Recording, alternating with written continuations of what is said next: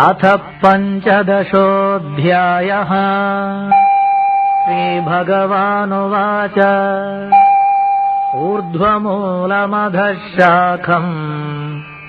अश्वत्थम् प्राहुरव्ययम्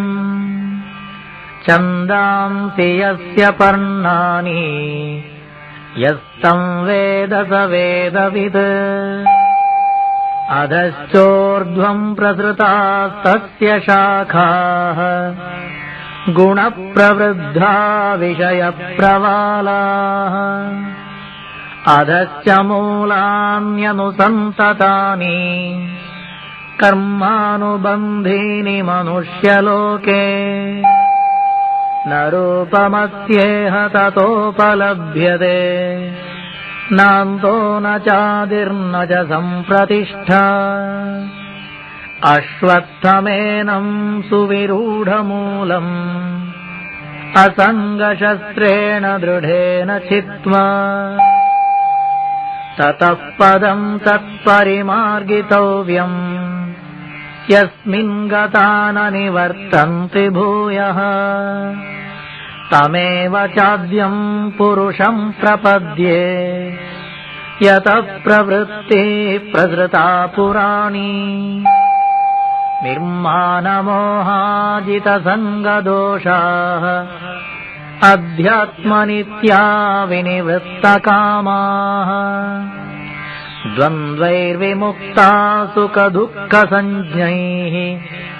गच्छन्त्यमूढाः पदमव्ययम् तत्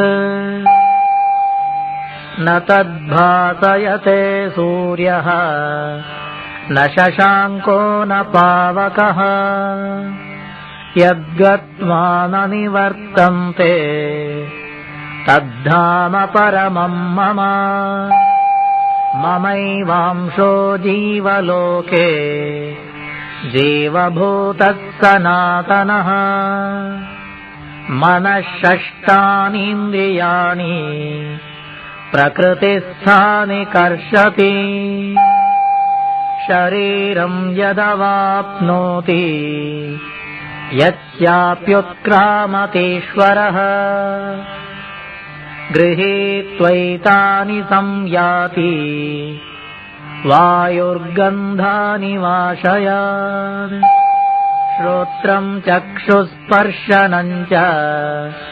रसनं घ्राणमेव च अधिष्ठाय मनश्चायं विषयान् उपसेवते उत्क्रामन्तं स्थितं वापि भुञ्जानं वा गुणान्वितम् विमूढानानुपश्यन्ति पश्यन्ति ज्ञानचक्षुषः यतन्तो योगिनश्चैनम् पश्यन्त्यात्मन्यवस्थितम् यतन्तोऽप्यकृतात्मानः नैनं पश्यन्त्यचेतसः यदादित्यगतं तेजः जगद्भासयतेऽखिलम् यच्चन्द्रमसि यच्चाग्नौ तत्तेजो विद्धि मामकम् गामाविश्य च भूतानि धारयाम्यहमोजसा पुष्णामि चौषधीः सर्वाः सोमो भूत्वा रसात्मकः अहं वैश्वानरो भूत्वा प्राणिनां देहमाश्रितः प्राणापानसमायुक्तः पचाम्यन्नं चतुर्विधम् सर्वस्य चाहं हृदि सन्निविष्टः मत्तः स्मृतिर्ज्ञानमपोहनं च वेदैश्च सर्वैः अहमेव वेद्यः वेदान्तकृत् वेदविदेव चाहम् द्वाविमौ पुरुषौ लोके क्षरश्चाक्षर एव च क्षरः सर्वाणि भूतानि कूटस्थोऽक्षर उच्यते उत्तमः पुरुषस्त्वन्यः परमात्मेत्युदाहृतः यो लोकत्रयमाविश्य बिभर्त्यव्यय ईश्वरः यस्माक्षरमतीतोऽहम् अक्षरादपि चोत्तमः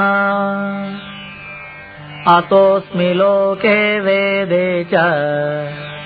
प्रथितः पुरुषोत्तमः यो मामेवमसम्मूढः जानाति पुरुषोत्तमम् स सर्वविद्भजति माम् सर्वभावेन भारत इति गुह्यतमम् शास्त्रम् इदमुक्तम् मया नघ एतद्बुद्ध्वा बुद्धिमान् स्यात् कृतकृत्यश्च भारत ॐ तत्सदिति श्रीमद्भगवद्गीतासु उपनिषत्सु ब्रह्मविद्यायाम् योगशास्त्रे श्रीकृष्णार्जुनसंवादे पुरुषोत्तमयोगो नाम 15 अध्यायः।